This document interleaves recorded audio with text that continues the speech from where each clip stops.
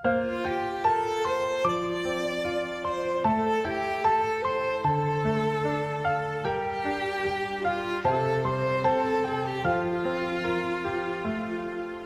ល់យប់ប៉ាំងបេះដូងស្ងាត់ស្ងៀមផ្កាយលើមេឃផ្លៃដងស្ងាត់ស្ងៀម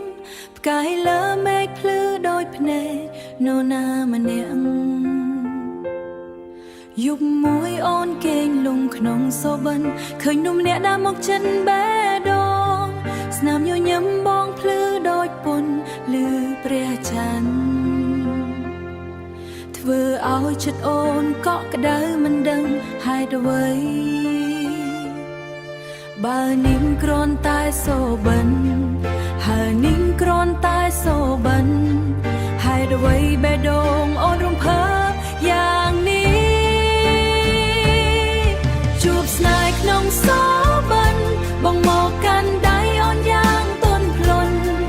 ពេលភ្ញាក់ឡើងអូនស្វែងរកមកបងតែមានតែខ្យល់នឹងផ្កាយសូបិន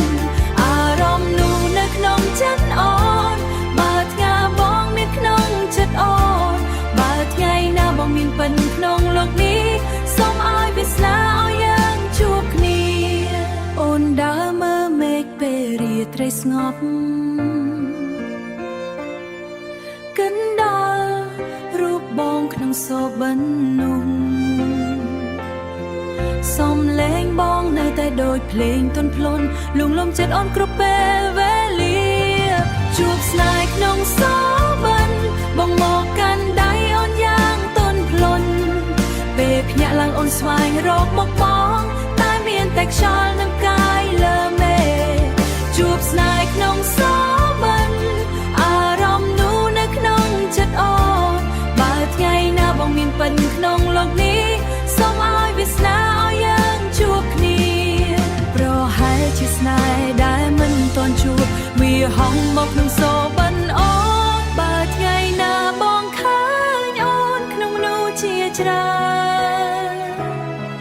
ប្រហែលសូបិននោះនឹងคล้ายជាការពិតជួបស្នេហ៍ក្នុងសូបិនបេះដូងអូនចងចាំមិនភ្លេចបើស្នេហ៍នេះកើតពីវាសនាថ្ងៃណាមួយយើងនឹងជួបគ្នាបើ